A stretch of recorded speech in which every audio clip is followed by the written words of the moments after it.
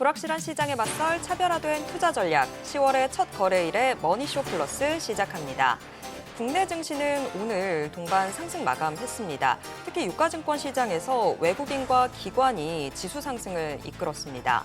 간밤 뉴욕 증시는 미국 연방정부의 셧다운 우려가 있었지만 3대 지수 모두 상승했습니다. 그런데 결국 우리 시간으로 오늘 오후 1시 1분부터 미국 정부는 셧다운에 돌입했습니다. 이게 앞으로 좀 변수가 될까요? 셧다운은 아무도 안 쳐다보는 것 같습니다. 그냥 어제 같은 경우도 이제 올라간 거 보면 코어위브라는 회사가 메타랑 이제 큰 금액의 또 AI 센터 계약을 맺으면서 결국 반도체주 우리나라 상승을 이끌지 않았나 생각이 드네요. 네, 돌고 돌아 다시 AI인 것 같습니다. 지금 보시고 계신 머니쇼는 SBS BG앱과 유튜브에서 실시간 시청이 가능합니다. 더 많은 국내 주식 정보 받아보실 분들은 카카오톡 채널 머니랩 추가해 주시기 바랍니다.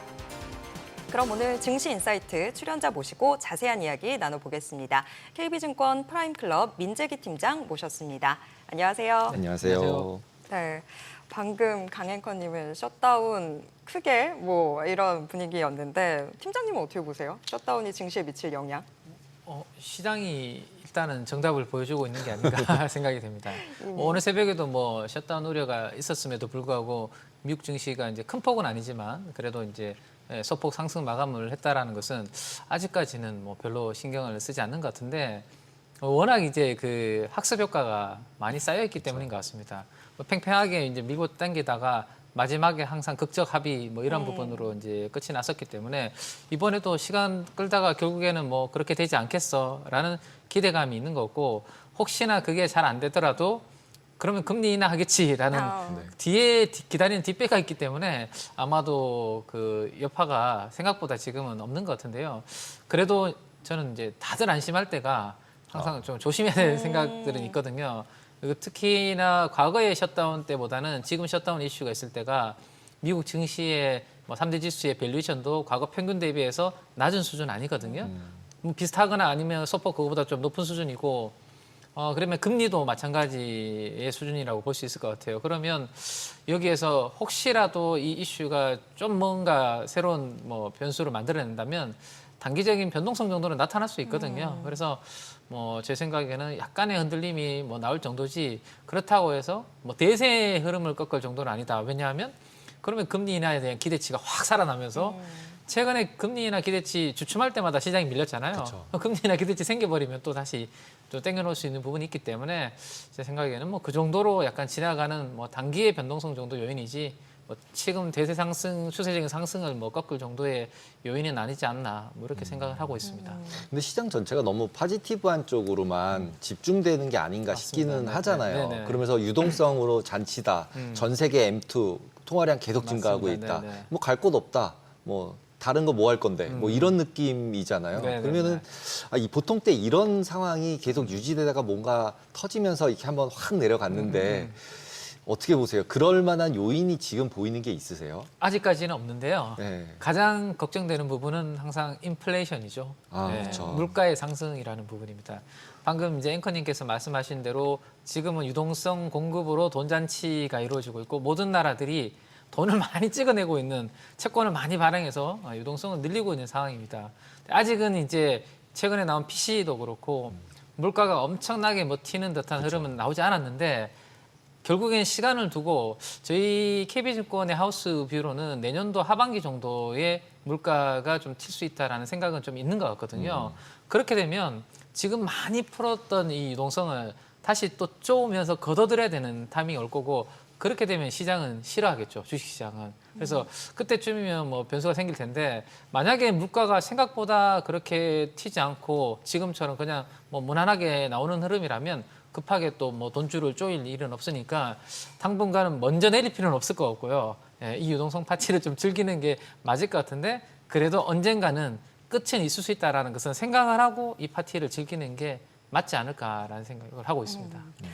근데 또 지금 한미 재무당국 간에 이 환율 정책 합의 소식도 오늘 있었잖아요. 네. 근데 이건 큰 영향은 안 미치는 건가요? 오늘 환율 흐름을 보면 이미 뭐 이 이슈에 대해서는 시장이 크게 반응하지 않는 건가라는 생각이 들기도 하고요. 어떻게 봐야 될까요? 네, 우리나라 환율은 좀 워낙 약세에 지금 약간의 방향성을 보이고 있다라고 봐야 되는데요. 그나마 다행스러운 부분은 1,400원 위로 올라가면 그래도 다시 조금 내려오려고 하는 듯한 오늘도 약간 그런 부분이 있었는데 그래도 이제 당분간 3,500억 달러라는 이란 이슈도 이제 트럼프 입에서 나왔고요. 그럼 결국에는 어쨌든 그게 뭐 그렇게 진짜 될지 안 될지는 모르겠지만 우리나라 원화를 팔고 달러를 사서 줘야 되는 부분이 생기는 거 아닙니까? 그 걱정은 지금 남아있는 상황이에요. 그러면 원화 약세라는 요인은 지금 계속 안고 있는 상황이거든요. 원화가 언제든지 튈 수 있는. 그래서 쉽게 강세로 가기는 좀 쉽지 않은 상황인 것 같습니다. 그래서 원화 약세가 당분간은 좀 있을 수 있다, 달러 대비해서. 그러면 적어도 우리가 생각할 수 있는 투자 아이디어는 내수주를 하기에는 좀 쉽지 않을 것 같고요. 내수주는. 그러면 원화 약세에 상대적으로 좀 수혜를 볼 수 있는 쪽, 숫자가 거기에 유리할 수 있는 수출주 중심으로 그러면 보시는 게 포트폴리오 전략을 세울 때 맞는 전략이 될 것 같습니다. 그리고 뭐 계속 원화가 또 약세가 될 때 우리가 이제 외국인 수급 걱정을 많이 하시잖아요. 근데 외국인 네. 수급은 계속 또 사고 들어오잖아요. 있죠. 네, 그게 이제 독특한 자금의 흐름 때문인데 잘 아시겠지만 이제 외국인 자금 중에는 조금 패시브적인 자금이 있고요. 좀 공격적으로 하는 액티브 자금이 있습니다. 근데 최근에 외국인들의 자금에 들어오는 성격들을 보면 패시브는 잘 안 들어오고 있고 액티브가 주로 들어오고 있는데 이 액티브는 시장 전체를 사는 게 아니고요. 그냥 예를 들어서 반도체 한국에는 반도체 괜찮아 보여.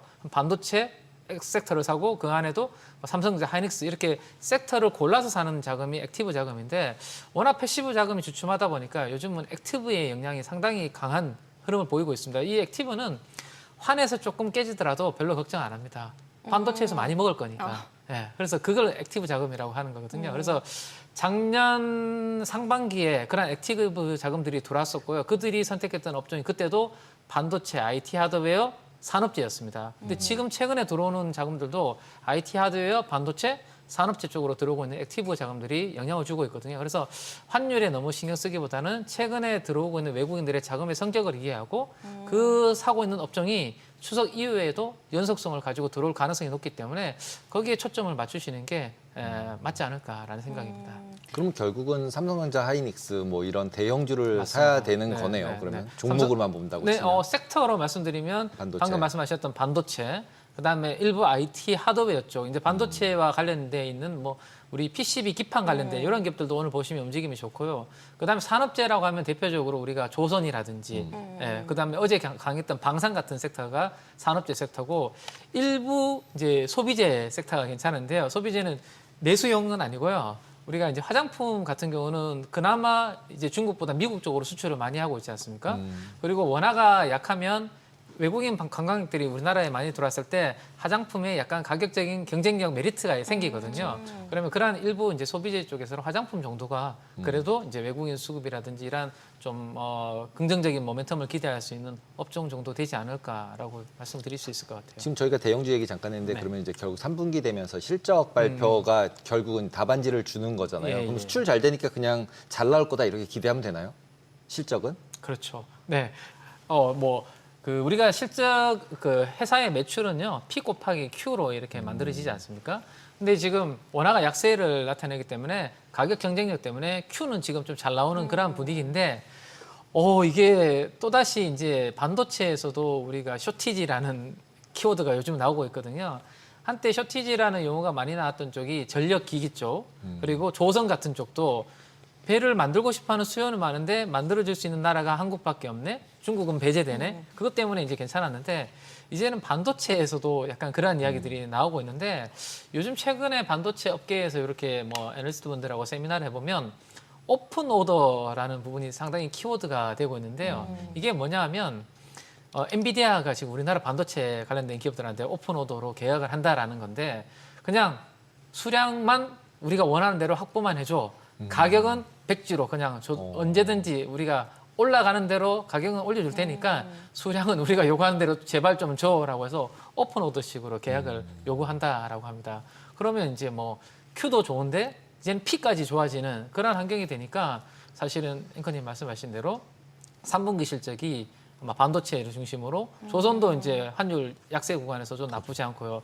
이런 기업들이 3분기, 4분기에 우리나라 실적을 EPS를 밀어올리면서 증시가 제가 봤을 때는 특별히 뭐 셧다운이라든지 이런 외부 변수를 제외하면 연말로 갈수록 더 강하지 않을까 조심스럽게 한번 생각해 볼 수 있는 부분이 될 것 같은데 상반기에 우리나라가 주가가 오른 이유는 EPS는 별로 안 움직였습니다.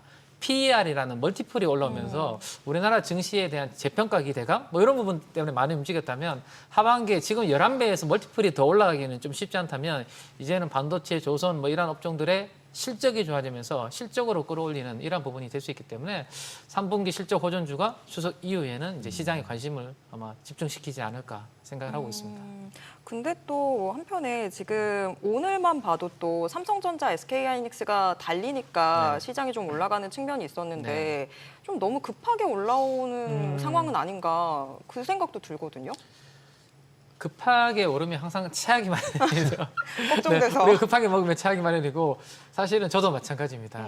뭐 이렇게 저희처럼 이제 뭐 증권사에서 이렇게 방송을 하는 입장에서는 사실은 좀 천천히 올라가야 좀 할 말도 좀 있고 밸류에이션도 그렇게 부담스럽지 않은데 단기간에 이렇게 확 뽑아버리면 사실은 좀 괜찮은 업종들이 점점 사라지거든요. 그래서 좀 쉽지 않은데 근데 하이닉스 같은 케이스도 그래요. 많이 오른 거를 제외하면 사실은 악재가 별로 안 보이거든요. 지금 구간에서. 그래서 하이닉스 빠지면 사야지 했는데 이번에도 왜 지난주 금요일인가요? 아주 잠깐. 네, 잠깐 한 4, 5% 빠졌다가 기회를 안 순식간에 줘요. 지금 올려버리잖아요. 네, 그래서 지금은 일단은 제 생각에는 발은 담고 봐야 되는 거 아닌가라는 생각입니다. 그러니까 예를 들어서 내가 반도체를 포트폴리오에 예를 들어서 한 30% 담고 싶었어. 근데 그거를 한 방에 30%다 담으려면 지금 타이밍이 애매하거든요. 그러면 30% 중에 한 3분의 1은 좀 담아놓고 혹시라도 외부 변수로 인해서 조정을 좀 받을 수도 있지 않습니까? 그럴 때 뭐 한 두세 번 또 나머지 물량을 나눠 담아야지 이거를 내가 원하는 가격에 기다렸다가 받으려 했다가는 반도체 그렇게 기회가 안 올 가능성도 지금으로서는 있어 보이는 정도의 에너지이기 때문에 지금은 혹시라도 아직까지 안 담으신 분들은 분할 매수 관점으로 일부는 좀 담아놓고 추석 연휴를 이후에 또 한번 흐름 타이밍을 한번 잡아보는 그 전략이 필요하지 않을까 싶습니다. 네. 실적 얘기 나올 때마다 이제 요즘 드는 생각은 실적이 잘 나올 거라고 다 같이 생각해서 미리 다 샀다가 실적 발표가 되면서 좋게 발표되면 세론하는 거 그렇죠. 아닌가? 네. 이런 느낌도 되게 많이 드는데 어떻게 보세요? 와, 세론을 사실은 판단하기는 쉽지 않거든요. 네, 어렵죠. 세론이 나올 때도 있고 또 안 나올 때도 있기 때문에 그쵸. 사실은 되게 혼란스러운 게 많은데 방금 이제 우리 또 앵커님께서 반도체 이야기를 해주셨으니까 그러니까. 반도체를 가지고 예를 한번 들어보면 이 밸류에이션이라는 게 어느 정도 목에 차면요. 그때 이미 기대감을 다 좀 올라오죠. 반영한 부분이 있기 때문에 세론이 나올 가능성은 있다라고 생각을 하고 있습니다. 근데 예를 들어서 삼성전자 같은 경우 우리가 반도체는 좀 경기 민감 업종이기 때문에 PBR이라는 이 밴드를 가지고 안 좋을 때 뭐 한 1배에서 좋을 때는 한 2배 사이에서 이렇게 왔다 갔다 이렇게 그림을 그리거든요. 근데 최근에 삼성전자가 그러면 몇 배 정도에 와 있냐면 이제 한 1.3, 4배 정도에 있고요. 역사적인 밴드의 상단은 한 1.8배 정도가 되거든요. 그러면 만약에 3분기 실적이 이제 10조 정도 이야기가 나오고 있습니다. 삼성전자가. 근데 10조보다 더 나와서 서프라이즈가 나올 가능성도 지금 조심스럽게 예상을 하고 있는데 근데 주가가 아직까지 역사적인 고점 대비해서 폭이 아직 좀 남아있다면 세론보다는 혹시라도 세론이 나오면 받아야 되는 세론이고 오히려 뭐 지금 같은 메모리 여팡이 내년도에는 더 쇼티지로 슈퍼 사이클 이야기도 나오는 구간이라면 한 역사적인 밴드 상단인 1.8배 정도까지는 좀 진득하게 한번 기다려보거나 아니면 세론이 나오면 물량을 좀 더 받는 뭐 그런 부분도 괜찮지 않을까 생각됩니다. 근데 정말 반도체 발을 담그고 싶은데 네. 만약에 지금 못했다. 네. 그래서 삼성전자, SK하이닉스 부담스러우니까 반도체 소부장으로 한번 해볼까라고 한다면 그건 어떻게 보세요? 사실은 탄력은 반도체 소부장이 더 있죠. 삼성전자 한 2% 오늘 오를 때 이 반도체 기판 관련된 기업들 보시면 한 5%, 10%씩 오르거든요. 그래서 만약에 내가 반도체 대형주가 조금 아직까지 못 샀다면 좀 탄력적인 거 원한다면 사실은 소부장이 괜찮긴 한데 반대의 경우도 있거든요. 빠질 때는 삼성전자보다 한 2배, 3배는 더 빠지는 게 이제 반도체 소부장이기 때문에 나의 투자의 성향을 좀 잘 파악을 하고 대형주가 그래도 내한테는 맞는다 싶으면 지금이라도 삼성전자를 들어가는 게 맞을 것 같고요. 나는 좀 성향이 그래도 좀 공격적인 심장, 야수의 심장을 가지고 있다라고 하면 반도체 소부장을 들어가는 게 맞는데 지금 메모리 업황이 돌고 있는 사이클이거든요. 그러면 메모리 업황에서 같이 영향을 받을 수 있는 것은 오늘 뭐 심텍이라든지 이런 기판 관련주들이 움직였는데 2020년, 2021년도 고점 대비해서 보면 아직까지 거기까지는 못 올라가고 바닥에서는 어느 정도 좀 올라온 부분이 있는데 그러면 지금 사이클이 내년도까지 좋은 사이클로 간다면 2020년, 2021년 고점까지는 충분히 트라이 해볼 수 있는 룸은 남아있다라는 생각을 해볼 수 있을 것 같거든요. 그러면 오히려 반도체 기판 관련된 이러한 부분들도 AI 데이터 센터 서버 쪽으로 들어가는 게 뭐 FC, BGA 같은 이런 기판들입니다. 그래서 그쪽의 여팡이 서서히 좀 좋아지는 부분을 감안하면 뭐 반도체 소부장 쪽에 기판주들 보는 것도 뭐 괜찮지 않을까 생각을 하고 있습니다. 좀 보수적인 투자자라고 생각을 하면 아이 저거 너무 많이 올라서 못 사겠어 네. 라고 하면서 배당주나 사자 뭐 이럴 수 있잖아요. 연말 배당주 투자 맨날 이런 거 있잖아요. 네. 근데 배당주 샀다가 맨날 본전이잖아요. 네. 배당 그거 조금 받고 그러고 나서 또 배당락한다고 떨어지고 근데도 배당주가 이제 연말이 되니까 슬슬 얘기가 나오는데 예. 어떻게 보세요?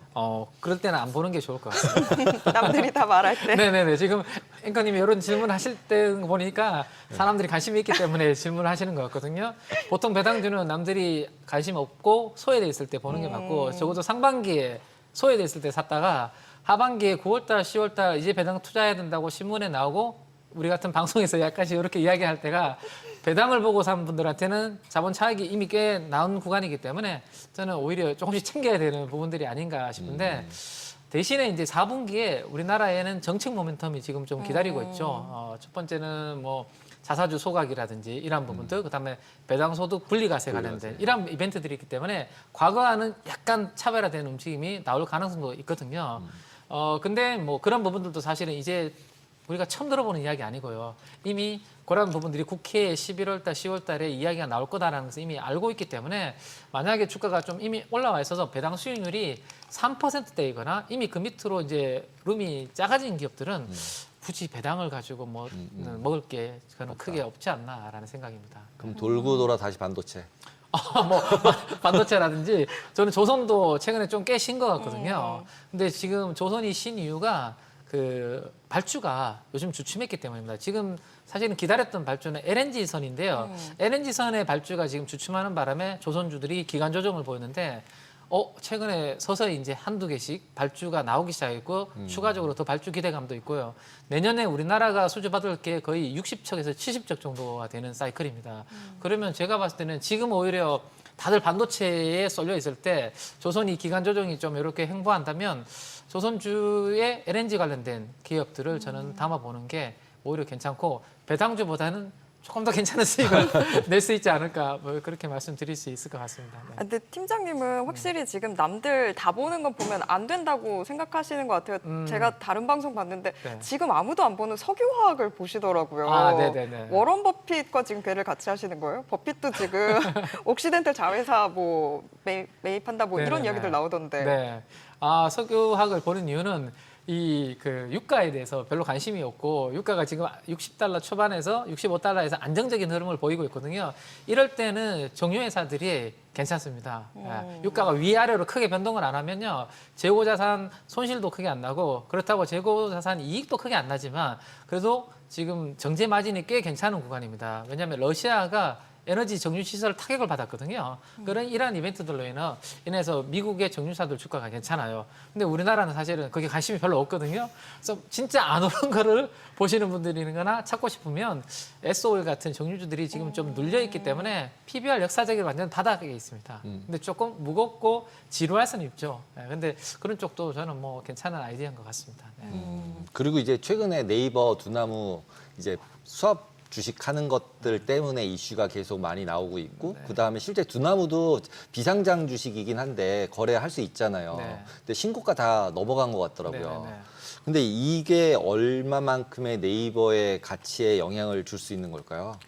오늘 주가가 또 보여준 것 같은데요. 다반지인가요? 5% 마이너스? 오늘 한 5% 정도 빠졌던 것 같은데요. 네. 네. 기대감이 한 3일 정도 간 것 같습니다. 네, 간 것 같고 어제 오늘 이틀 동안 거의 뭐 상승폭의 절반 정도를 지금 반납을 한 것 같은데 이번에 나오고 있는 이 이슈의 가장 좀 수혜는 저는 방금 앵커님께서 말씀하신 비상장인 두나무가 저는 오히려 조금 더 강한 수혜를 받아갈 수 있지 않나라는 생각을 가지고 있고 그다음에 비상장인 기업을 이렇게 뭔가 좀 합병하거나 이렇게 하는 부분들은 생각보다 기간이 조금 길어질 수 있는 부분이거든요. 상장 기사 회사들끼리 이렇게 붙이는 것보다는. 그래서 너무 단기간에 기대감을 땡겨 놓으면 사실은 시간이 길어지면 이것도 잊혀지는 부분들이 될 수 있는데 생각보다 빨리 조정이 좀 들어오는 것 같은데요. 네. 그냥 쉽게 생각하시면 될 것 같아요. 증권사들이 최근에 이익이 괜찮습니다. 증권사는 시장이 좋아지면 거기에서 왜 매매하는 수수료 수익, 그다음에 또 신용 쓰시는 분들의 이자 수익 이런 부분들을 따박따박 이제 들어오잖아요.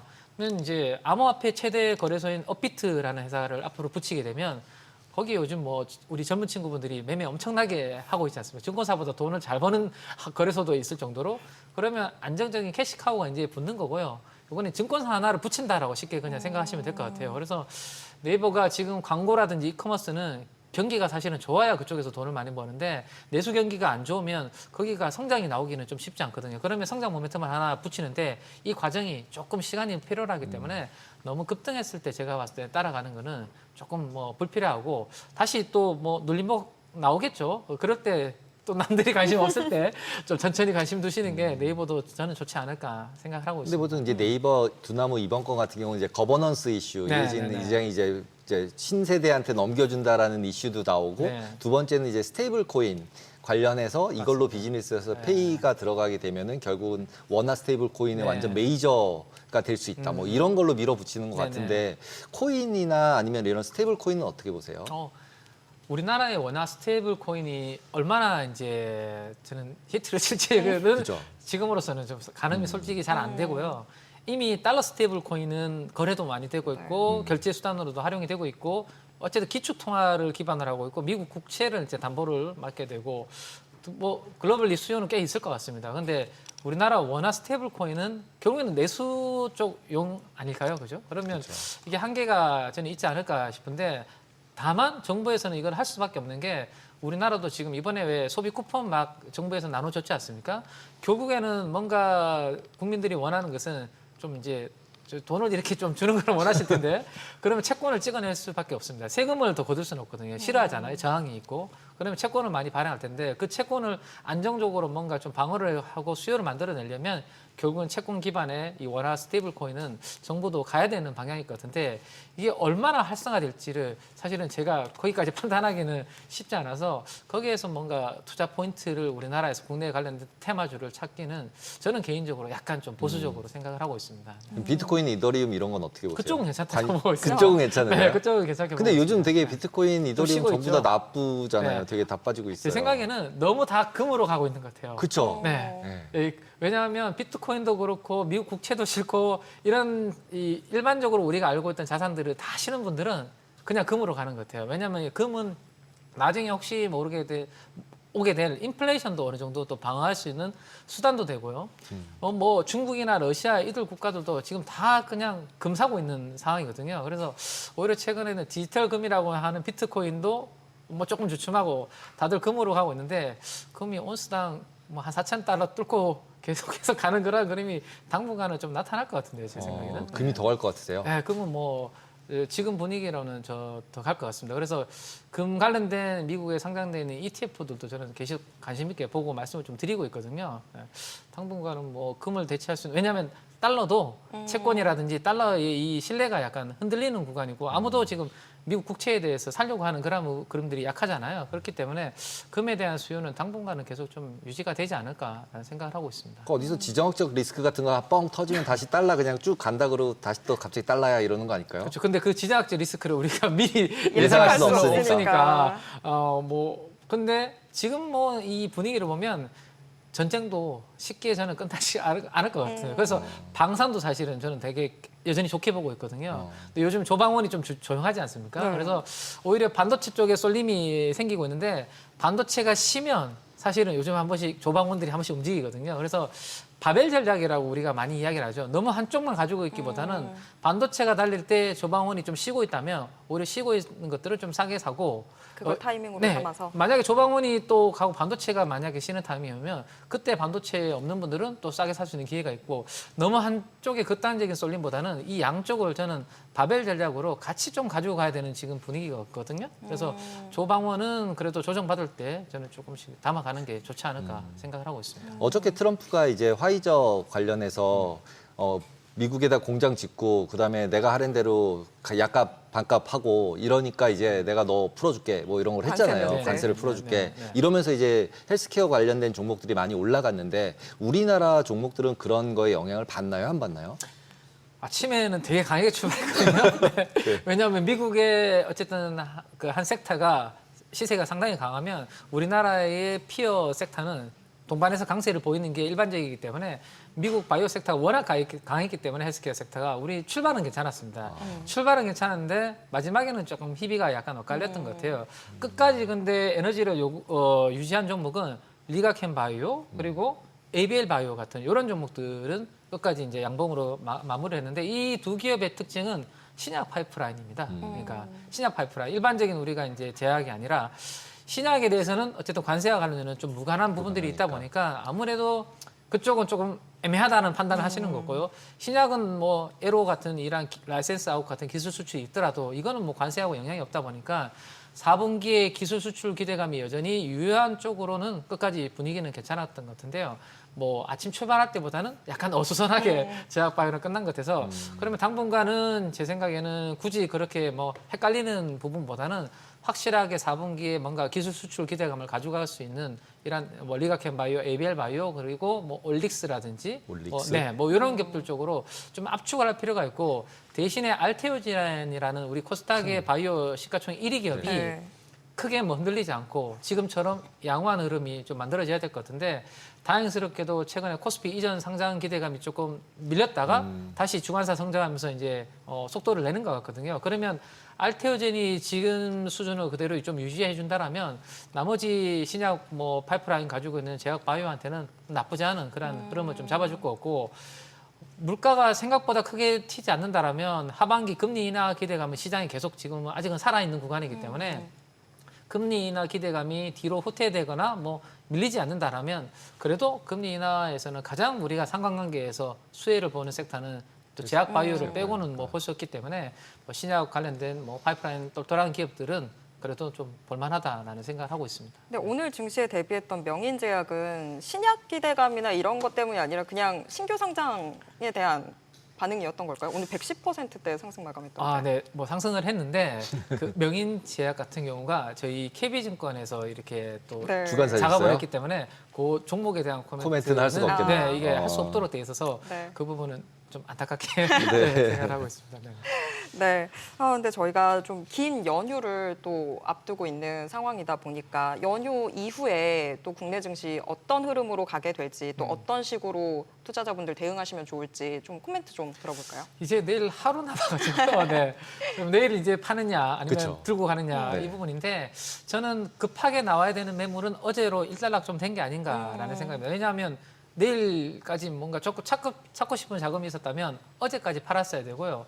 그다음에 우리 또 신용 최근에 코스닥에서 많이 올라왔거든요. 근데 신용도 우리가 추석 연휴 동안 쉴 때도 그 일수가 이자를 내죠. 카운트가 다 됩니다. 근데 그런 것들이 싫잖아요. 거래도 안 되는데 그러면 그걸 피하려면 어제같이 좀 비중을 줄였어야 됩니다. 그러면 그런 것들은 매물이 어제까지 어느 정도 일단락 된 것 같거든요. 그런 급한 매물이 나왔다면 제가 봤을 때는 지금 굳이 크게 뭐 비중을 안 줄이신 분들은 추석 연휴 이후에 흐름을 한번 보면서 대응하시는 것도 괜찮아서 홀드 하시고 그 대신에 내일 급하게 뭔가 더 담지는 마시고 네, 비중을 유지한 채 추석 연휴를 맞이하시는 것도 괜찮겠다라고 저는 말씀드리고 싶습니다.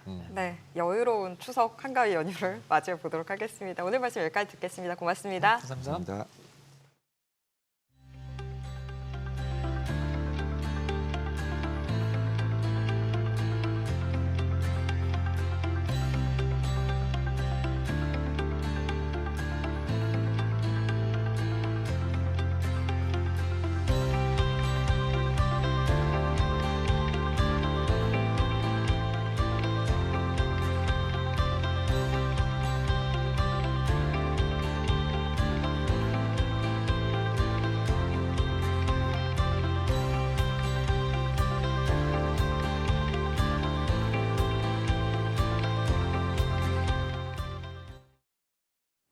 오늘장 특징주부터 뉴욕 증시 리포트까지 정리해드립니다.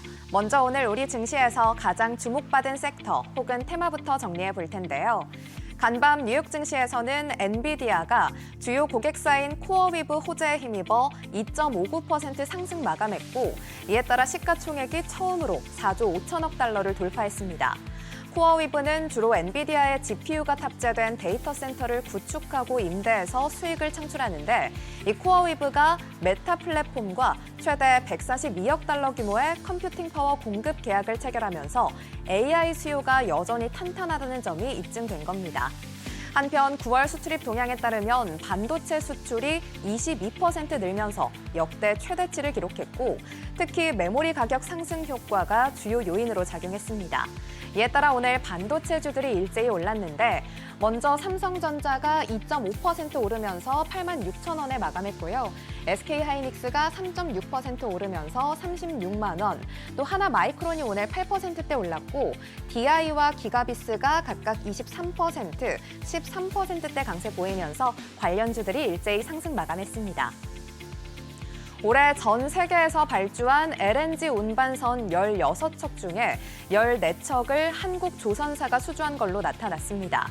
지난해에는 한국과 중국이 양분했던 시장이라는 점을 감안하면 한국 조선사들의 기술력이 입증된 결과로 풀이되고 있고요. 이에 따라 최근 북미 지역에서 발생하는 대규모 LNG 프로젝트도 국내 조선사가 수주할 가능성이 커지고 있습니다. 이러한 소식에 오늘 조선 기자재 관련주를 중심으로 강세를 보였는데, 먼저 HD 현대마린솔루션이 오늘 5.24% 오르면서 22만 1,000원에 마감했고요. 한화엔진이 10%대 오르면서 49,550원, HD 현대마린엔진이 6%대 강세 보였고, KS인더스트리는 상한가 기록했습니다. 종가는 1,274원이고요. 태광도 오늘 7%대 오름세 보이면서 관련주들이 동반 상승했습니다. 이어서 뉴욕 증시 종목에 대한 투자 의견 정리해드리겠습니다. 오늘은 최근에 실적을 발표한 도미노 피자부터 치킨 윙을 전문으로 하는 패스트 캐주얼 레스토랑 윙스탑, 그리고 미국의 방산 기업인 크라토스 디펜스 앤 시큐리티 솔루션스까지 세 가지 종목 살펴보겠습니다. 첫 번째 종목은 도미노 피자입니다. 현재 주가는 431달러 선이고요. 목표 주가는 594달러로 제시됐습니다. 2분기 미국 매출은 11억 4,500만 달러, 그리고 영업이익은 2억 3천만 달러로 전년 대비 각각 4%, 14% 이상 증가했는데, 가성비 전략을 기반으로 올해 매출은 5%, 영업이익은 10% 성장을 달성할 걸로 기대됩니다. 특히 상시 할인 전략으로 패스트푸드 평균 오프라인 방문 수가 감소한 상황에서도 테이크아웃 매출이 5.8% 늘었습니다. 또 미국 배달 플랫폼인 도어대시를 통해 미국 내 모든 매장에서 배달 서비스가 가능해졌는데, 도어대시로 우버이츠 대비 3배 이상의 매출을 기록하고 있습니다. 한편 현재 PER은 24배 수준인데, 거시적인 리스크에도 안정적인 실적 성장과 높은 펀더멘털로 경쟁사 대비 프리미엄을 유지할 수 있는 수준으로 분석됩니다. 두 번째 종목은 윙스탑입니다. 현재 주가는 251달러 선이고요. 목표 주가는 396달러 선으로 제시됐습니다. 현재 미국 매장 비중이 86%인데 그중 가맹점 비중이 98%를 넘는 프랜차이즈 중심의 사업 모델을 운영하고 있는데요. 견조한 매출에 더해 효율적인 사업 구조와 원가 통제력 덕분에 업계 최고 수준의 수익성을 확보하고 있고, 여기에 수요 증가와 원가 안정화가 더해지면서 고성장과 고수익 기조가 지속될 전망입니다. 또 자체 디지털 생태계를 구축해 2분기 기준 온라인 매출 비중은 72%에 달하고, 데이터 기반의 수요 예측과 스마트 키친 도입으로 운영 효율성과 마진 개선 효과까지 기대되는 상황입니다. 세 번째 종목은 크라토스 디펜스입니다. 최근 한 달간 주가가 40% 가까이 오르면서 현재 최고 목표 주가도 뛰어넘은 상태인데요. 간밤 주가는 3.74% 오르면서 91달러 선에 마감했습니다. 현재 무인 시스템뿐만 아니라 전장 지휘와 통신, 정보 수집과 정찰까지 다양한 역할을 수행하는 C5ISR 플랫폼도 설계해 제공하고 있는데 이 크라토스의 플랫폼은 AI 기반 설계로 다른 시스템과 신속하게 통합될 수 있고 소형 무인기 부대 같은 중소규모의 신속 대응 편성에서 바로 활용할 수 있다는 장점이 있습니다. 한편 미국 행정부에서 드론으로 전략적 우위를 확보하라는 지시가 나온 이후 A와 무인기 조합의 전략적 가치가 크게 부각되고 있는데 특히 크라토스의 XQ-58A 발키리 같은 무인 자율 전투 플랫폼이 핵심 전력으로 자리 잡고 있습니다. 이렇게 AI 기반 첨단 기능을 무인 플랫폼에 통합하는 기술적인 강점은 향후 전장 환경의 자동화와 지능화 흐름 속에서 수요가 더 확대될 걸로 기대되고 있습니다. 오늘은 이렇게 세 가지 종목에 대한 국내 증권사들의 분석 살펴봤습니다. 오늘 밤 뉴욕 증시 투자 전략 세우는데 참고해 보시기 바랍니다. 지금까지 종목 리포트였습니다.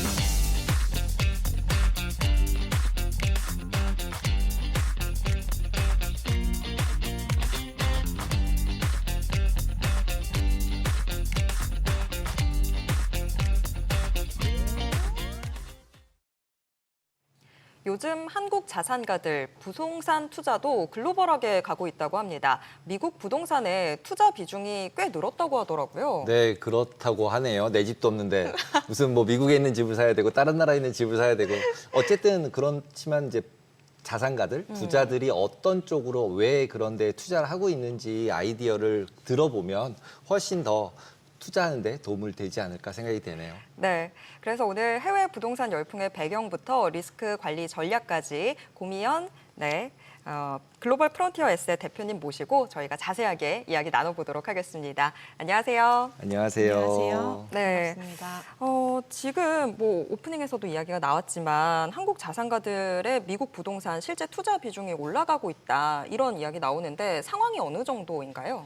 저는 해외 부동산 투자 자문을 하다 보니까 실무에서 저에게 많은 문의와 이런 관심도가 늘어나고 있다는 걸 직접 느끼거든요. 그런데 실제로 정확한 통계 데이터를 알기에는 좀 어려움이 있어요. 그래서 저도 조사를 해보았는데 이게 지금 뭐 3천억이다, 6천억이다 지난해 기준으로 이런 얘기들이 있는데 해외 부동산 직접 손금액의 경우는 그렇고요. 그런데 전체 부동산 투자 규모를 생각해보면 아직은 극히 미미한 수준이다라고 말씀을 드리고 싶고요. 그렇지만 이제 관심도는 증가하고 있다라는 걸 말씀드리고 또 특히 해외 부동산 같은 경우에는 투자하는 방법이 이렇게 직접 송금을 해서 투자하시는 경우도 있지만 그 수치를 측정하기가 다소 어려움이 있는 부분이 법인을 세운다든지 법인을 통해서 이렇게 사업 진출과 같이 가게 되는 경우에는 정확하게 또 측정이 어렵잖아요. 그래서 좀 그런 데이터 수치를 알기는 어렵지만 여전히 뭐 관심이라든지 이런 문의는 많이 늘어나고 있습니다. 어떻게 보면은 약간 해외 자금 유출 막 이런 거 아닌가요? 이런 걸로 해서 가면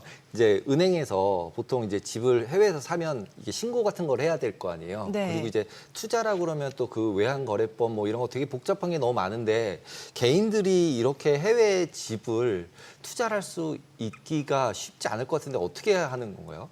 사실 공부를 하시고 알아보시면 합법적으로 다 신고하시고 송금하셔서 그 투자를 하실 수 있고요. 이게 뭐 금액의 한도라든지 불법적인 건 아니고 저희가 다 법과 절차를 준수하면서 이제 투자를 하실 수 있지만 많은 분들이 이제 직접 혼자 알아보시려면 좀 어렵다고 생각을 하십니다. 그렇죠. 그리고 보통 미국 집 얘기를 하면 이렇게 단독 집들도 많고 그리고 렌트 줬다가 렌트 안 나가면 거기 너구리들이 들어와 살아서 너는 큰일 난다. 절대 사면 안 된다. 막 이런 얘기 많이 들었었거든요. 네. 그럼에도 불구하고 이렇게 해외 부동산을 산다는 얘기는 뭔가 좀 이렇게 루틴화된 뭐가 있나요? 투자할 수 있는 방법들이나 이런 게? 네, 투자할 수 있는 방법이 크게 이제 두 가지가 있고요. 법인을 세우셔서 투자하든지 아니면 직접 해외 부동산을 한국 분들이 세법상 한국인들이 한국에 거주하시는 분들도 다 투자를 하실 수 있거든요. 그래서 그 합법적인 방법이 다 있습니다. 있어요. 네. 근데 국내 부동산도 아니고 해외, 뭐 미국 부동산으로 향하게 하는 가장 동력 자체가 뭘까요? 굉장히 복합적인 이유가 있을 수 있는데요. 아무래도 뭐니 해도 요즘은 세금 때문이 크고요. 그리고 무엇보다도 원화 가치에 좀 불안정하다라고 생각하시는 분들이 한국에만 자산을 두는 게 위험하다 이렇게 생각을 많이 하시거든요. 그런 분들이 이제 달러 자산을 투자하고 싶어서 투자하시는 경우가 있고 또 미국 같은 경우에는 교육 목적도 있어요. 그래서 자녀들을 위해서 나중에 뭐 자녀들이 진학했을 때 달러가 계속 필요하잖아요. 그래서 그걸 대비해서 투자하시는 경우도 있고 또 아무래도 미국 같은 경우에는 안전하기도 하지만 수익률도 나쁘지 않거든요. 그래서 그런 투자 목적으로 투자하시는 분들도 있습니다. 그럼 보통 미국에 투자를 하면 어느 지역에 보통 우리나라 분들이 자산가들이 투자를 하고 계신가요? 제가 이제 그런 질문을 많이 듣는데 저희가 이제 미국의 전역의 주를 다 자문을 해드리거든요. 그런데 세 가지를 말씀을 드려요. 하나는 베스트셀러가 있고 스테디셀러가 있고 또 업라이징 스타가 있잖아요. 근데 미국은 한국하고 좀 다른 게 50개의 주가 다 각자의 장점과 단점이 있거든요. 그래서 이걸 좀 설명을 해드리는데 당연히 스테디셀러는 유명한 곳, 한인분들 많은 곳, 딱 미국 하면 생각나는 뉴욕하고 뉴욕. LA? 그렇죠. 딱 바로 나오잖아요. 그래서 이제 LA가 있는 캘리포니아, 뭐 맨하튼, 이제 뉴욕 이런 곳을 항상 잘 많이 찾으시는 스테디셀러고 또 베스트셀러는 또 우리나라 기업들이 많이 진출하면서 또 매스컴에서 많이 거론이 되다 보니까 뭐 애틀란타라든지 텍사스라든지 오스틴 이런 지역도 최근 몇 년 동안 베스트셀러였고요. 업라이징 스타라고 하면 이건 좀 한 몇 년은 지켜보기는 해야 되는데 아무래도 트럼프가 관세 협약 때문에 미국의 투자를 계속 이제 전 세계로부터 자금을 투자 받으려고 하잖아요. 그러면 그 돈이 당연히 부동산에도 흘러가기 마련이거든요. 그런 측면에서 또 남부나 중부 지역으로 관심을 갖는 분들이 많이 있습니다.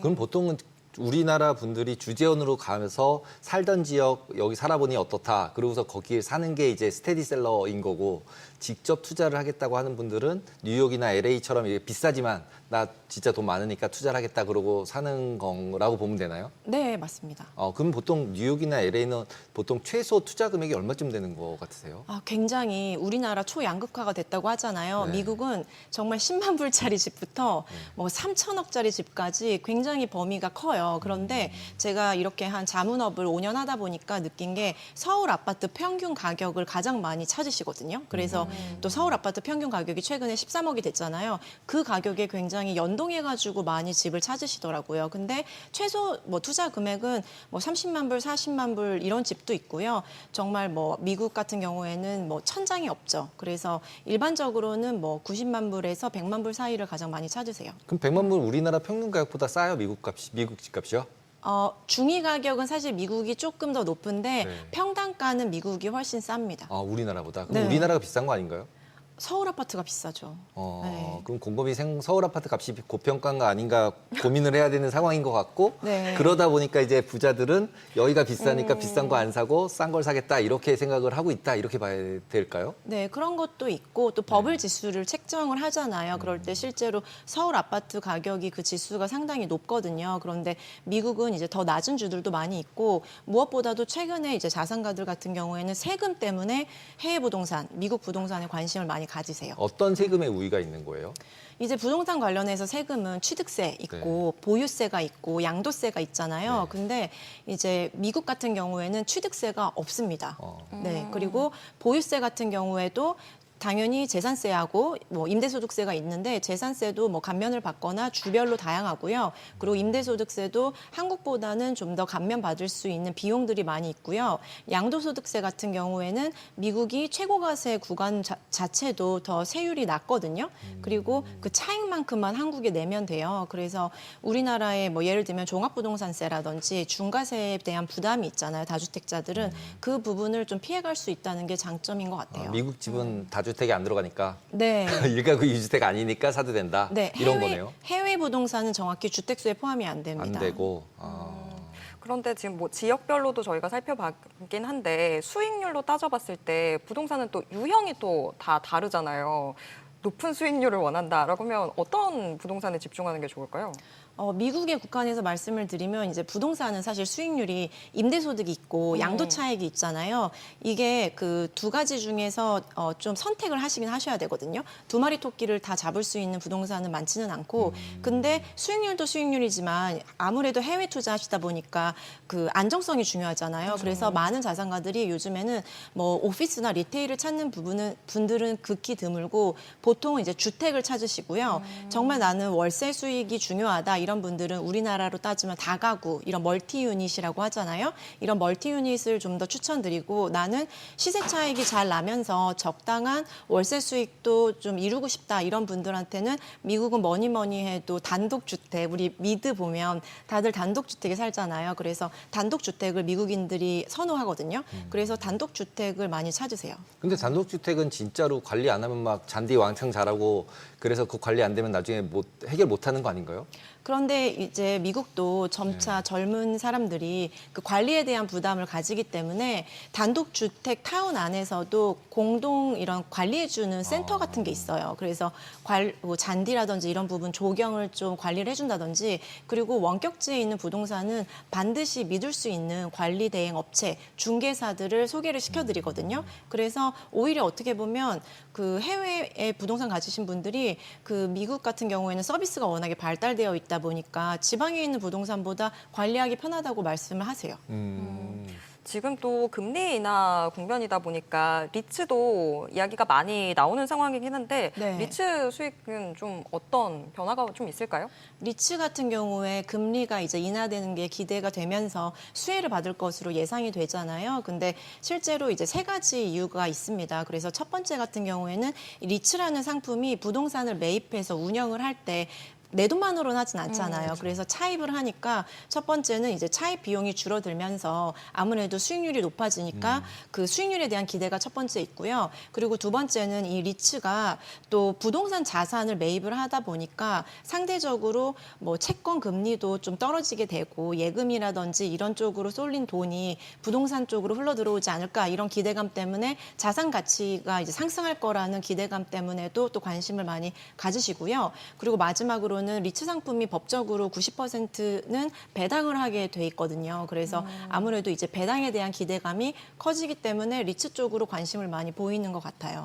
근데 보통 리츠 그러면은 앞에서 저희가 얘기했던 상업용 부동산들 같은 게 많이 들어가 있고, 왜냐하면 이제 임대료를 받아서 배당을 줘야 되니까. 그에 반해서 이제 집들 같은 경우는 없는데, 아까 말씀하신 거 보면 집이 제일 투자하기에 좋다 이렇게 얘기를 하셨잖아요. 그러면 그런 리츠 중에 거주용 부동산 뭐 이런 것들이 포함되어 있는 리츠들도 있는 건가요? 네, 요즘에 최근 추세 중에 하나가 또 오피스 상권이 회복이 굉장히 더디거든요. 그래서 우리나라 이제 연기금과 기관들도 굉장히 많이 손해를 봤잖아요. 그렇죠. 그래서 지금 미국에서는 실제로 뭐 해치펀드라든지 이런 법인들, 기관들이 LLC를 세워서 주택시장으로 많이 유입이 되고 있어요. 그래서 자산운용사라든지 주택에 투자하는 그런 상품을 구성을 해서 또 이런 기관이나 기업들의 자금이 주택시장으로 흘러오면서 그 안정적으로 수익을 창출할 수 있는 그런 상품들도 늘어나고 있는 걸로 알고 있습니다.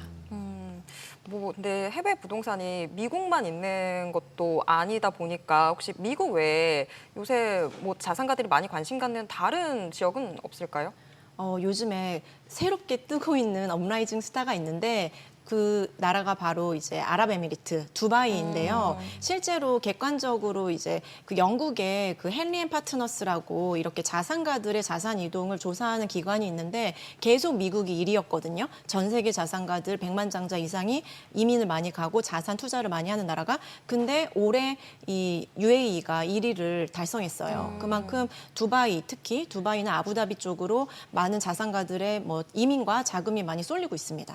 그럼 두바이 같은 경우는 최소 투자를 한다. 그러면 얼마 정도가 있어야 할 수 있는 거예요? 두바이도 굉장히 다양한데요. 그 두바이는 특히 그 부동산 투자도 부동산 투자인데 골든 비자라고 해서 이 거주에 대해서 굉장히 편하게 해놨어요. 그래서 부동산만 투자하더라도 10년 안정적인 거주권이 나오거든요. 그 최소 금액에 좀 연동되는 경향이 있고 그 금액이 지금 지금 환율로는 8억이에요. 그래서 8억 정도의 그 금액을 많이 투자를 하시고 뭐 정말 50만 불부터 뭐 두바이야말로 뭐 수십억, 수백억짜리 집들도 많거든요. 근데 8억 정도를 많이 찾고 있습니다. 그럼 8억만 내고 집을 사면은 10년 동안 살 수 있는 거주권이 나오는 거예요, 두바이는? 네, 맞습니다. 집도 있고 네. 거주권도 주고 네. 8억만 있으면 우리나라는 8억 가지고 아파트 조그만 것밖에 못 사는데 거기 가면 그렇게 살 수 있는 거예요? 네. 그럼 보통 그런 데는 진짜로 산다고 치면 생활비가 얼마나 들까요? 그런 것도 아세요? 생활비가 많이 들죠. 그래서 사실 근데 이게 다 사람 사는 동네다 보니까 만약에 정말 내가 한국 음식만 먹고 그러면 당연히 비쌀 수밖에 없잖아요. 네. 그런데 뭐 현지인들이 장 보는 곳에서 사서 요리해서 먹으면은 또 서울과 비슷하다고들 하더라고요. 서울과 비슷하다. 네. 근데 8억 집이라는데 아까 화면 보니까 집 되게 좋은데 그런 집에서 8억 내고 저희 거주권 하면서 조만간 두바이로 화성 연결해야 되는 거 아니에요? 두바이로 가야 되는 건가요? 이미 마음 가신 것 같은데. 근데 두바이가 뭐 거주에 대한 혜택도 있고 세금도 굉장한 동력이 또 될 것 같은데요. 네, 너무 정확하신데 가장 두바이로 이동을 많이 하는 이유가 세금이에요. 두바이는 세금이 없어요. 네. 그러면 거기서 세금 안 냈으면 거기서 수익이 나면 우리나라에 세금 다 내야 되는 거 아니에요, 어차피? 그게 정확하신데 그래서 이제 양국 간의 세금 조항을 꼭 따져보셔야 된다고 말씀을 드리는데 두바이에서는 취득세 4% 외에는 새로 신설된 법인세 외에는 그 세금이 없는데요. 만약에 한국의 세법상 거주자다라고 하시면 결국에 차액을 한국이 내야 돼요. 그래서 그 큰 실효는 없지만 그래도 그 뭐 10년 거주를 하는 사람들은 아예 나라까지 옮기는 거잖아요. 그러다 보니까 그분들은 두바이에 이런 세금 때문에 옮기는 자산가들이 많이 있어요. 그럼 비거주 거주가 우리나라에서 180일이었나요? 며칠 이상만 안 살면 비거주자 되는 거잖아요. 아니에요. 아니에요? 네, 얼마나 183일은 잊으셔야 되고 네. 굉장히 종합적으로 다양하게 봅니다. 다양해져요? 비거주자로 안 쳐줘요? 네. 그럼 세금 다 내야 돼요? 거기서 뭐 한 네. 184일 살았다고 해서 비거주자로 쳐주진 않아요? 안 쳐줍니다. 어. 한국의 정부가 워낙 똑똑하시기 때문에 예전에는 그랬던 것 같은데 바뀐 건가요? 네, 한국에서 실제 뭐 거주하는 집이 있는지 뭐 소득이 있는지 가족들이 어디 있는지 종합적으로 다 봅니다. 비거주자로 아무렇게나 건 아니지만 그래도 좀 쉽게 되는 게 아닌가 보네요. 이게 네. 지금 본인만 문제가 아니라 가족도 확인이 돼야 되는 거예요? 네. 그럼 그냥 한국에 세금 내야 된다 이렇게 생각해야 되겠네요. 거기서 네. 수익 나면. 맞습니다. 그러면 이런 부분 말고 혹시 두바이 투자에 있어서 다른 뭐 주의점 같은 건 또 없을까요? 주의점이 있죠. 당연히 이제 두바이 세금 천국이고 그리고 수익률이 사실 좋았거든요. 지난 3년 동안 2배 가까이 올랐단 말이에요. 부동산 값이 2배가 올랐어요. 네, 그래서 굉장히 관심들을 많이 가지시는데 그 두바이 같은 경우에는 공급 과잉에 대한 이슈가 첫 번째 있어요. 그래서 실제적으로 JLL이라는 곳에서 그 조사를 했는데 2024년 기준으로 최근 10년 동안 주택 공급량의 평균을 아주 크게 상회하기 시작했거든요. 그래서 공실의 문제도 있을 수 있고 가격 조정이 될 수 있다. 그래서 옥석 가리기를 꼭 하셔야 된다고 말씀을 드리고요. 그리고 두 번째로는 아무래도 두바이가 그 왕정 국가잖아요. 그러다 보니까 지금까지는 30년 가까이 굉장히 외국인 투자자들에게 유리한 뭐 세제나 법적인 제도들을 만들어 왔는데 이게 또 변할 수도 있긴 하거든요. 그래서 그 부분도 꼭 체크를 하셔야 되고 두바이뿐만 아니지만 해외 부동산 투자를 하신다고 했을 때는 정말 신뢰할 수 있고 경험이 많은 전문 업체를 통해서 세금부터 시작해서 투자 구조라든지 그리고 계약을 우리가 해야 되잖아요. 그런 법적인 문제에서도 안전하게 그 오너들이 보장받을 수 있도록 그런 부분을 꼭 체크하셔야 됩니다. 지금 뭐 리스크 전반적으로 좀 짚어주셨는데 그럼 두바이 말고 해외 부동산 투자 자체를 보고 있는 투자자분들은 어떤 유의점을 좀 체크를 해봐야 될까요? 가장 중요한 건 아무래도 또 앵커님이 잘 짚어주셨지만 그 세금을 한쪽만 보면 안 되거든요. 그래서 이게 크로스 보더 딜이라고 하잖아요. 양국을 잘 아는 전문가, 경험이 많은 전문가들을 자문을 꼭 받으셔서 왜냐면 저도 이런 일을 많이 하지만 미국 세무사나 회계사들은 미국 쪽만 알아요. 한국은 또 한국 쪽만 안단 말이에요. 이 양국 간을 잘 알 수 있는 전문가의 도움을 얻으시는 게 가장 중요하고요. 그리고 두 번째로는 해외 자산이다 보니까 우리가 환율이라든지 이런 리스크에 노출이 될 수 있잖아요. 그래서 미리미리 가능하시다면 달러 투자도 조금씩 미리미리 적립식으로 해놓으시고 이런 환해지 상품에 관심을 가지시고 달러를 모으시면 좋겠다 이런 말씀을 드립니다. 네, 네. 알겠습니다. 오늘 말씀 여기까지 듣겠습니다. 고맙습니다. 감사합니다.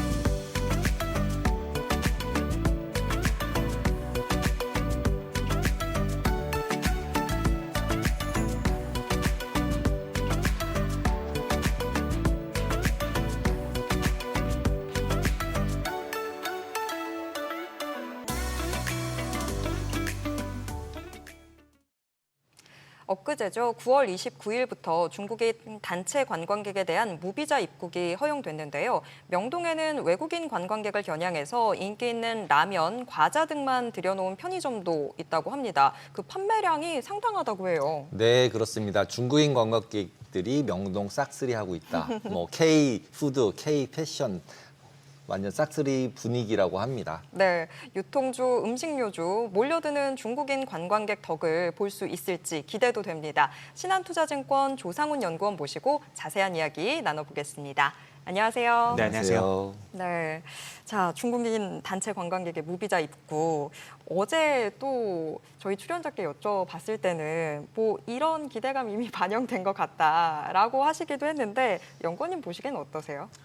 근데 아직 뭐 너무 하루 돼가지고 뭐 이번 주부터 시작이었으니까 사실 이제 이 얼마나 이제 효과가 있을 것이냐는 조금 두고 봐야 되긴 해요. 근데 이제 왜 시장이 그러면 이렇게 중국인 단체 관광객에 이렇게 좀 목을 매느냐를 좀 이렇게 살펴봐야 되는데 일단은 그 중국인 단체 관광객은 다른 국적 그리고 개별 관광객들 대비해서 객단가라고 하죠. 저희가 이제 와서 쓰고 가는 돈의 약 이제 개별 관광객들 대비 한 3배 정도가 높다고 합니다. 그러니까 이러다 보니까 엄청난 사실 이제 충성 고객이라고 조금 볼 수가 있고. 큰손 고객님들이네요. 맞아요. 이러다 보니까 사실은 기존에 어떻게 보면 전통의 강자 채널이었었던 면세점뿐만이 아니라 뭐 백화점이라든지 아니면 이제 정말 다양한 채널들에서 요 이제 유커라고 하는 이 중국인 단체 관광객을 좀 유치를 시키고자 하는 노력들을 대부분 좀 진행을 하고 있는 상황이고요. 사실은 이 한국이 지금 이제 내수 소비가 좀 부진한 이런 부분들이 좀 장기화가 되고 있지 않습니까? 뭐 소비 쿠폰으로 인해서 이제 소비의 마중물이 될 것이다 이런 얘기가 좀 있기는 했습니다만 사실 이제 조금 더 장기적인 시각에서 좀 본다고 하면 여전히 좀 풀어야 될 숙제가 많은 상황이고요. 그러니까 이런 상황에서 사실 이제 이런 그 중국인 관광객들이 들어옴으로써 좀 이 내수 소비가 좀 하방이 지지되는 요인들까지 좀 저희가 기대를 해볼 수는 있을 것 같아요. 참고로 외국인들이 국내에 들어와서 쓴 돈이 연간으로 한 20조 정도가 되고 아마 내년 기준으로는 요 수치가 한 30조 원 정도까지 이제 좀 올라갈 텐데 이 중에서 이제 중국인이 차지하는 비중이 뭐 적게는 13조 원에서 많게는 이제 18조 원이거든요. 그러면 전체 어떤 소매 판매 시장 640조라고 하는 시장에서도 굉장히 좀 유의미한 비중이라고 볼 수가 있고 참고로 정부 이제 신정부 들어와서 민생회복 소비 쿠폰을 비롯한 추경안이 좀 산정된 부분들도 약 10조 원 정도의 어떤 그 규모를 좀 가지고 있기 때문에 사실은 굉장히 좀 큰 폭이다 이렇게 좀 저희가 생각해 볼 수 있을 것 같습니다. 근데 이전 같은 경우는 이제 중국인 관광객이 들어온다라고 하면 면세점 주식들 오르고 막 이랬었잖아요. 근데 최근 들어서는 면세점 주식이 별로고 실제로 면세점에서 그러면 관광객들이 와서 안 사고 그냥 명동에서 사는 건가요? 어떻게 됐길래 면세점들은 왜 안 오를까 예전보다 그리고 명품을 안 사나 뭐 이런 생각이 드는데 어떤 상황인 건가요? 뭐 말씀해 주신 것처럼 이제 가장 큰 부분들은 사실 이제 소비 패턴이 바뀐 부분들이 가장 좀 큽니다. 패턴이 바뀌었다. 그러니까 어떻게 보면 뭐 사드가 지나고 코로나가 지나고 하면서 소비 패턴이 굉장히 좀 많이 바뀌었고요. 이제 그런 부분에 사실 면세점이 지금까지는 뭐 효과적으로 좀 대응을 못했었던 부분들이 있는 거죠. 이제 이러는 사이에 그러니까 어떻게 보면 좀 이 백화점이라든지 아니면 저희가 보통 뭐 올리브영이라든지 다이소 같은 이런 좀 굉장히 다양한 제품을 파는 채널들이 굉장히 좀 이 각광을 받은 부분들도 좀 있는 것 같습니다. 그래서 일례로 이제 뭐 면세점 말씀들을 이제 말씀을 이제 방금 해주셨지만 사실 면세점이 지금 굉장히 좀 좋지는 않습니다. 뭐 사실은 저희가 해외여행을 많이 가시더라도 면세점을 이용하신 적은 사실은 굉장히 좀 손에 꼽으실 것 같거든요. 뭐 주변에서도 많이 그런 말씀들을 조금 하시고요. 그래서 공항점 같은 경우는 지금 임차료에 대한 부담이 굉장히 조금 높은 편이고 시내점 같은 경우는 이제 따이공 대상 어떤 그 할인율이 올라가는 경쟁 심화 이슈가 좀 지속이 되는 이런 상황이다 보니까 조금 이제 이중고를 겪고 있다 이렇게 좀 해석을 해주시면 될 것 같습니다. 근데 면세점은 그렇기는 한데 중국인 관광객 입국이랑 뭐 추석 연휴랑 하면서 백화점은 그래도 좀 주목받고 있는 상황이지 않나요? 맞아요. 그러니까 이제 백화점에 어떻게 보면 최근에는 조금 더 새로운 소비 트렌드에 어떤 그 부합하는 채널로서 조금 뜨고는 있고요. 사실 과거에 어떻게 보시면 중국인 관광이 들어와서 어떤 그 특정 면세점과 연계된 쇼핑 위주의 일정만을 보통 이제 한국 관광에서 이제 그런 부분들이 좀 줄을 이뤘었다면 이제는 사실 뭐 단체 관광객이라고 하더라도 좀 많이 스마트해졌고 이제 쇼핑보다는 좀 다른 걸 체험하고 싶어하는 그런 니즈가 좀 큰 것 같아요. 이러다 보니까 이제 뭔가 이 특정 어떤 그 쇼핑 위주가 아니라 뭐 체험 중심, 컨텐츠 위주, 그러니까 이런 좀 구매 다양성 측면에서 백화점이 사실은 굉장히 좀 새로운 채널로 각광을 받고 있는 게 사실인 것 같습니다. 그럼 백화점이 실제는 물건 파는 것만 하는 게 아니라 뭐 여의도 새로 생긴 백화점처럼 약간 컬처처럼 느껴지는 거를 제공하는 백화점들만 호황이다 이렇게 봐야 되나요? 그렇게 보실 수도 있을 것 같아요. 그래서 어떻게 보면 뭐 도시명 백화점이라든지 아니면 이제 뭔가 상품을 말씀하신 것처럼 이제 파는 곳이 아니라 뭔가 이제 뭐 체험이라든지 서비스를 제공받을 수 있는 그런 좀 저희가 익히 알고 있는 그런 이제 백화점들이 지금은 좀 전체 백화점 산업을 견인하는 이런 모습으로 좀 성장을 하고 그럼 있습니다. 그렇게 업을 하고 있는 백화점 주식을 잘 봐야 되는 거네요. 그렇죠. 네. 그래야 매출도 같이 일어날 테니까. 맞습니다. 그래서 이제 그런 식으로 지금 이제 백화점의 어떤 그 점포 전략이 조금 많이 바뀌고 있는 상황인 것 같아요. 그러면 꼬집어서 현대백화점을 봐야 되는 건가요? 그렇죠. 그러니까 이제 사실은 굳이 뭐 이제 현대백화점의 어떤 그 더현대 같은 컨셉이 당연히 이제 저는 뭐 부합을 하고 있고 사실 어떻게 보면 최근에 뭐 주가 흐름도 그런 부분들을 잘 반영을 하고 있다고 생각을 하고는 있어요. 다만 이제 뭐 비단 현대뿐만이 아니라 다른 이제 뭐 신세계라든지 롯데백화점 같은 경우도 마찬가지의 지금 전략을 또 쓰고 있고 또한 이 외국인 VIP를 조금 더 유치시켜서 본인들의 이제 매출을 조금 더 올리려는 노력들을 같이 좀 동반을 하고 있기 때문에 사실 이제 이 백화점 업이라고 하는 요 틀에서는 크게 이제 3사 간의 차이가 이제는 좀 뚜렷하지 않은 것이 아닌가 이렇게 좀 생각을 합니다. 그리고 이제 소비 관련해서는 또 이제 K푸드 유행이잖아요, 지금도. 그리고 뭐 기타 수출도 견인을 하고 있고 과거에는 이렇게 음식료로 수출을 할 수 있었나 싶은 정도로 수출이 되고 있는데 이것도 결국 열풍이 어느 정도 지속성이 있을 수 있다라고 보시나요? 네, 그러니까 사실 이제 뭐 8월 수출 같은 경우도 저희가 이제 뭐 라면 수출이 좀 견인을 하면서 음식료품이 좀 실적이 굉장히 좀 잘 나왔고 오늘이 이제 이 9월 잠정치가 나왔지만 9월 실적도 굉장히 조금 양호했었습니다. 그래서 저는 이제 이런 부분들이 정말 뭐 단기적인 이런 성과라기보다는 조금 더 장기적이고 구조적인 변화라고 조금 보고 있고요.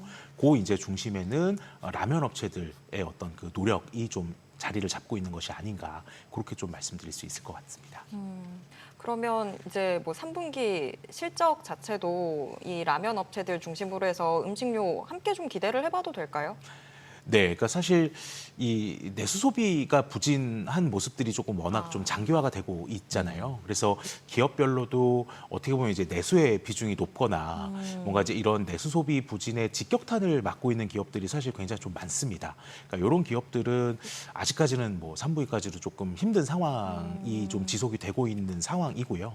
그러니까 어떻게 보면 이 해외 사업을 잘하고 있는 기업들, 뭐 방금 이제 라면 기업들 말씀을 해주셨지만 뭐 삼양식품이라든지 농심 같은 기업 기업들은 여전히 좀 3분기에도 이 해외 매출 비중의 상승에 따라서 좀 호실적을 저희가 좀 기대를 해도 되지 않을까 이렇게 좀 생각이 들고요. 근데 저희가 보통 이런 이제 라면 주식이나 이런 같은 음식료 같은 경우는 어떻게 보면 약간 패션이 좀 있었잖아요. 그리고 하나 유행이었다 갑자기 확 없어지고 그다음에 지금 또 캐대언 나오면서 또 농심도 다시 한번 올라오고 그러다 보면 이게 결국 시클리칼한 거 아니냐라고 생각을 많이 하고 있었는데 최근에 특히 삼양 같은 경우 불닭볶음면이 너무 계속 잘 팔리니까 이게 계속 올라갈 수 있나 뭐 이런 생각이 드는데 그것도 어떻게 보면은 약간 상품 다변화 이런 걸로 해서 확장성이 있다 이렇게 볼 수 있어요? 네, 그러니까 저 어떻게 보면 이게 사실 코로나 이후 코로나 시기에 당연히 뭐 이제 라면이 잘 팔렸었죠. 특히나 이제 불닭 같은 경우도 잘 팔렸었고. 근데 이제 코로나 이후에도 지금 굉장히 좀 잘 되고 있는 상황이거든요. 이제 가장 큰 변화는 이제 저희가 익히 알고 있는 큰 채널들, 그러니까 메인스트림이라고 하는 월마트라든지 코스트코 같은 채널들을 뚫은 부분들이 가장 조금 큰 상황인 것 같고요. 그러니까 이 부분으로 인해서 좀 또 한 번 맛을 보면 이제 또 맛있다 보니까 계속 좀 재구매가 이루어지는 상황인 것 같습니다. 근데 이제 이전에는 그러면은 월마트나 코스트코에 못 들어갔었나요? 그러니까 사실은 뭐 채널에 들어간다고 하더라도 네. 예를 들면 이제 뭐 한인마트라든지 아니면 이제 아시안푸드를 주로 담당하는 식료품점 요런적으로만 굉장히 좀 제한적으로만 들어갔었고요. 이제 저희가 이제 익히 이야기하는 뭐 월마트, 코스트코 같은 메인스트림 채널은 사실은 들어가기에는 굉장히 좀 그들도 부담률이 좀 크다 보니까 굉장히 큰 폭의 이제 입점 수수료라든지 이런 걸 좀 요구하는 경우가 많았었거든요. 그러면서 사실은 이제 아무리 제품력이 좋더라도 접근성 측면에선 사실 좀 보여줄 수가 없었는데 이런 부분들이 해결된 게 저는 좀 큰 요인이라고 보고는 있고요. 그래서 이제 최근에 이제 뭐 불닭 같은 경우도 조금 더 이제 지속성이 강화되는 이런 모습들로 좀 성장을 지속하고 있는 상황인 것 같습니다. 저는 최근에 리포트 내셨던 것들로 해서 봤을 때 농심은 뭔가 조금 더 탄력이 필요하다 이렇게 보시는 것 같았는데 지금 이야기 들으면 관점이 약간 바뀌신 것 같아요. 해외에서 지금 수출하고 있는 삼양, 농심 다 괜찮다 이렇게 보시는 것 같은데. 네, 그러니까 이게 이제 사실은 라면 하면 3사를 주로 많이 말씀을 하시잖아요. 그래서 삼양식품이 어떻게 보면 지금 굉장히 좀 독보적으로 잘하고 있는 상황이고 사실 농심도 잘하고는 있어요. 근데 이제 워낙 삼양식품이 좀 치고 나가고 하다 보니까 상대적인 관점에서 조금은 성에 안 찰 뿐이지 절대적인 뭐 성장성이라든지 과거에 보였었던 퍼포먼스를 좀 기록을 해본다면 충분히 농심도 이제 상황을 반전할 만한 그런 카드는 좀 가지고는 있습니다. 근데 이제 아쉬운 거는 오뚜기인 것 같고요. 이제 오뚜기 같은 경우는 사실 이제 앞선 두 회사보다는 상대적으로 이제 내수 비중이 굉장히 조금 높은 상황이다 보니까 이제 이쪽에서는 조금 돌파구를 마련을 해야 되는 상황인 것 같아요. 그래서 이제 삼양 같은 경우는 이제 7월 달에 밀양 2공장이 완공이 됐고 이로 인해서 이제 또 캐파가 한 40% 정도 증가하는 효과가 있었습니다. 이로 인해서 이제 좀 수출 성장세가 조금 더 가속화되지 않겠느냐 이런 기대감 때문에 여전히 좀 변함없이 좀 양호한 모습을 좀 보일 걸로 생각을 하고 있고요. 농심 같은 경우는 방금 말씀해주신 것처럼 이제 신라면 툰바가 어떻게 하면 이제 하반기에 조금 더 이제 채널로 좀 입점을 할 것이냐 여기에 이제 K-팝 데몬 헌터스와의 어떤 콜라보 제품을 어떻게 하면 조금 더 효율적으로 이제 전 세계에 좀 알릴 것이냐가 좀 중요할 것 같고요. 마지막으로 이제 오뚜기는 좀 전사적인 역량을 좀 이렇게 글로벌 사업으로 좀 이렇게 트랜스포메이션 하는 부분들이 굉장히 좀 중요한 과제이지 않을까 이런 생각입니다. 원래 오뚜기가 제일 착한 일을 많이 하는 회사로 뭐 유명한 거 아닌가요? 그러면 착한 일을 열심히 했는데 잘 팔려야 되는 거 아닌가요? 그러니까 착한 일을 좀 해외에 알려야 되는데 해외에 알려야 되는 너무 건가요? 이제 국내 사람들만 국내에서만 알고 있어가지고 있어서? 조금 더 해외가 이렇게 해외 확장이 좀 필요한 그럼 시점인 보통 것 같습니다. 지금 해외 수출이라 그러면은 이제 글로벌하게 얘기를 하지만 지역별로 보면은 유럽, 뭐 일본, 중국, 미국 이렇게 있으면 어느 쪽에 제일 포커스가 되고 있는 건가요? 그러니까 사실은 전 지역에서 고르게 성장은 나오고는 있어요. 고르게. 네, 고르게 성장이 나오고 있는데 다만 이제 지금은 어떻게 보면 화장품에 예에서도 마찬가지를 찾아볼 수가 있지만 대부분 이제 서구권 위주로 이제 지금은 좀 성장이 막 시작이 되는 단계입니다. 그러니까 어떻게 보면 저희가 지금까지의 수출이라고 하면 대부분 뭐 일본이거나 아니면 이제 중국 일변도였었고 여기에 이제 조금 더 나가서 이제 뭐 동남아라든지 아니면 중동이라든지 이런 쪽으로 좀 국가를 다변화하려는 모습을 보였었는데 이게 이제 작년부터는 이제 뭐 미국이라든지 유럽 같은 서구권 시장에서도 이제 K푸드가 조금 각광을 받고 있는 모습이 좀 나타나고 있거든요. 그래서 지금의 어떤 성장세는 이제 서구권 위주로 다만 이제 이런 성장세는 좀 전 지역에서 고르게 나타나고 있는 그런 상황이라고 좀 보실 수는 있을 것 같습니다. 보통 라면의 경쟁이 원래는 일본, 니신 뭐 이런 라면들이 있었잖아요. 네. 근데 그 경쟁에서는 이미 삼양라면이 다 이제 이긴 상태가 된 건가요? 글로벌하게 보면? 이제 그 전체적인 어떤 그 점유율이라든지 이런 부분들을 보면 네. 사실은 삼양라면, 그러니까 삼양식품 같은 경우는 이 메인인 불닭볶음면이라고 하는 이 아이템이 어떻게 보면 전체 라면 시장에서 뭐 조금의 비중을 갖고 있는 볶음면 카테고리, 그 볶음면 카테고리에서 굉장히 매운맛을 가지고 있는 어떻게 보면 굉장히 좀 니치한 마켓에서 지금까지 성공을 해왔지 않습니까? 그래서 전체적인 어떤 시장 내에서의 점유율이라든지 시장 지위를 놓고 보면 여전히 일본 업체들이 앞서 있는 것은 사실이에요. 다만 이제 그들은 이미 채널을 많이 보유를 하고 있는 상황에서 채널적인 업사이드는 지금 좀 제한이 되어 있고 또 너무 이제 범용성 제품을 좀 특히나 이제 매스 위주의 좀 제품을 내다 보니까 지금 이제 미국 소비 경기가 조금 좋지 않은 부분에 좀 직격탄을 맞고 있는데 뭐 농심이나 삼양 같은 경우는 프리미엄 라인업이었고 어떻게 보면 이제 니치했었고 여기에 이제 채널적인 저희가 좀 뚫어나갈 수 있는 채널적인 업사이드가 아직 조금 많이 남아있다라는 측면에서는 아직은 조금 더 성장할 만한 여력은 좀 남아있는 것이 아닌가 이렇게 좀 생각이 듭니다. 정확히 알고 계신지는 잘 모르겠지만 일본 라면하고 한국 라면하고 글로벌하게 보면 두 군데 정도 보이고 그다음에 태국 정도 라면들 조금 있잖아요. 그게 다 아닌가요? 뭐 또 미국이나 서양 라면은 본 적이 없는 것 같은데.